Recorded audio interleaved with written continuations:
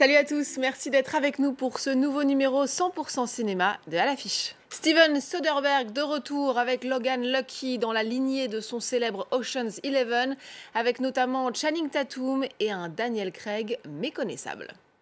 Quand le 7e art s'empare d'un prix Goncourt, Au revoir là-haut, fresque historique sur la Grande Guerre aux centaines de milliers de lecteurs, est adapté sur grand écran par Albert Dupontel. Quand la survie d'une usine ne tient qu'à un film, des bobines et des hommes plongés documentaires dans une entreprise de l'industrie du textile menacée de fermeture.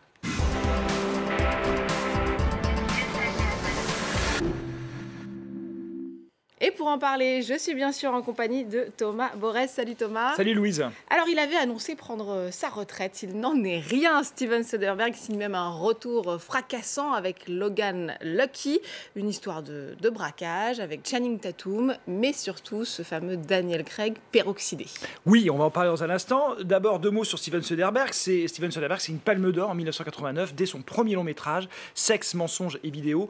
Et ensuite, donc, une trajectoire d'auteur à succès, Hors d'atteinte, Trafic, la saga Ocean's 11, évidemment, ou encore Magic Mike. Et puis, il y a 4 ans, patatras, ras-le-bol des manières de l'industrie hollywoodienne qui n'y comprennent rien. Eh bien, ces manières l'ont incité donc à jeter l'éponge, fini le grand écran et place au petit. Et puis un jour, Soderbergh reçoit un scénario, celui de Logan Lucky, d'une certaine Rebecca Blunt, pour qu'il donne son avis d'expert. Il est tellement emballé par la touche sociale, le potentiel comique et voire épique de ce récit de braquage, eh bien, que le cinéaste se remet en selle et rompt donc son serment. Alors nous sommes dans l'Amérique profonde, en Virginie occidentale exactement. 2 frères, a priori pas très futés, vont organiser l'évasion de prison d'un as du braquage pour subtiliser les recettes d'une des plus grosses courses automobiles de l'année. Cet as du braquage, c'est Daniel Craig, t-shirt huileux, teinture blonde. On est très loin du costume de James Bond. Regardez. One-armed bartender. You need to show a little respect. Charlotte Motor Speedway. I know how they move the money. The only guy who knows anything about blowing up real bank vaults is Joe Bang. I am incarcerated. Yeah, we got a plan to get you out. J'adore Daniel Craig en blanc. Puis il y a l'accent aussi du redneck, ouais, hein, c'est plutôt intéressant. Il est méconnaissable. Alors c'est vrai que ça fait quand même penser à un Ocean's 11 un peu Amérique profonde, on y est, ça fonctionne aussi bien? Oui, aussi bien parce qu'il y a le même appétit du cinéma de Steven Soderbergh, malgré cet arrêt. Il a vraiment un appétit, ça se voit déjà rien que l'utilisation technique de la caméra numérique, comment il arrive à rythmer ce film. Il joue avec les éclairages, on l'a vu, il s'est inspiré vraiment de films un peu années 70, donc c'est très coloré dans cette manière de filmer les êtres et les personnages de ce film. C'est très amusant, c'est rocambolesque, on est vraiment dans la comédie pure. Il s'amuse avec le côté ludique de ses pieds nickelés, hein, parce que c'est un peu ça, on pense qu'ils ne vont jamais y arriver, et comme souvent chez Soderbergh, ce qui l'intéresse, c'est les experts, ces gens qui sont très précis et qui sont très doués dans ce qu'ils font. Et malgré l'attitude et le cadre totalement rocambolesque et un peu amusé de ce récit, eh bien, à travers ça, c'est des gens très experts dans leur domaine. On va s'en rendre compte au fur et à mesure du film. Et puis, en termes juste d'efficacité pure, c'est un vrai bon film de braquage. Oui, c'est la version Amérique profonde d'Ocean's 11, et fatalement, ça dit des choses, mine de rien, sur cette Amérique justement profonde, laissée un peu livrée à elle-même, puisque ce récit, c'est en gros des gens qui sont sans le sou et qui vont finalement décider de faire un braquage pour s'en sortir. Donc ça dit des choses sur cette Amérique profonde qu'on ne voit pas sur les écrans hollywoodiens. Voilà pourquoi Soderbergh est revenu aux affaires. Et il a bien fait de revenir au cinéma, visiblement. Alors, on passe à un autre film très attendu, du moins ici en France. Au revoir là-haut, adaptation du roman de Pierre Lemaitre, prix Goncourt en 2013. Vous le voyez ici à l'image.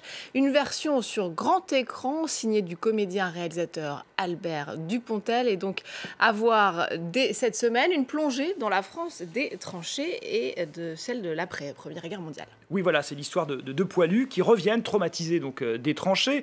L'un, c'est Albert Maillard, c'est Albert Dupontel qui l'incarne. C'est un homme ordinaire qui va vite se rendre compte que la société ne l'a pas attendu. Pire, elle l'a oublié. Et c'est donc l'ami misère qu'il retrouve après la mitraille. L'autre, eh bien, c'est Édouard Péricourt, Nahuel Pérez Biscayar. Alors lui, c'est un fils de famille qui a été, lui, complètement défiguré et qui profite justement de ce traumatisme pour disparaître aux yeux de la société et bien sûr de sa famille. Ces deux-là vont se reconstruire ensemble et mettre sur pied une arnaque au monument aux morts. L'un va assurer les boniments, l'autre les croquis. Regardez. Un dingue qui vit masqué, qui dessine à longueur de journée. Tu vends des monuments aux morts. Il dit non aux vivants. Ah, c'est bien, c'est bien. Et après? Il dit on se barre avec la caisse.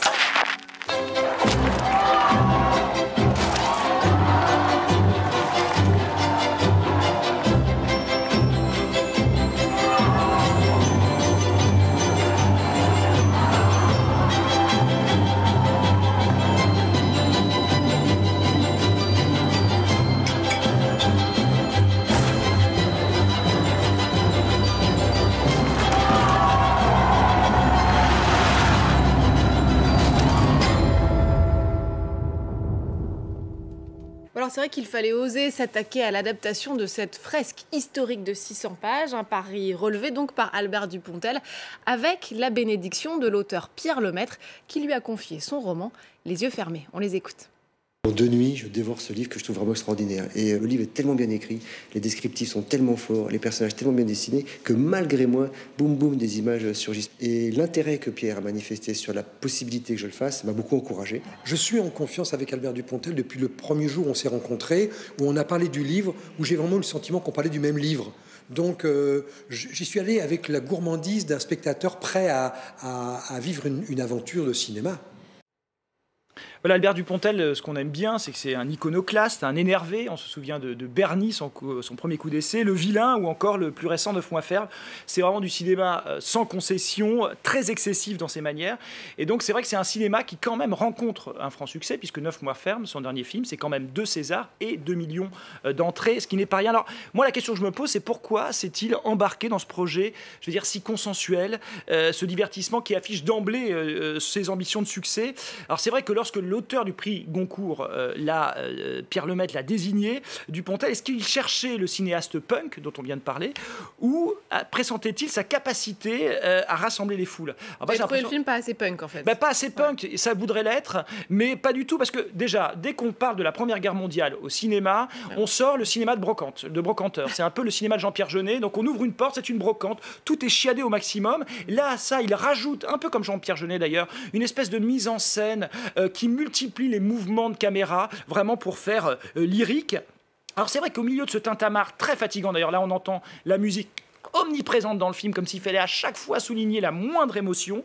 Alors c'est vrai qu'au milieu de ce tintamarre, il faut le dire, Dupontel arrive à créer une intimité avec ces 2 personnages assez touchantes, mais c'est vite enveloppé par ce romanesque épuisant. Voilà, alors, il voulait Dupontel signer, il le dit lui-même, un pamphlet élégamment déguisé contre le monde actuel.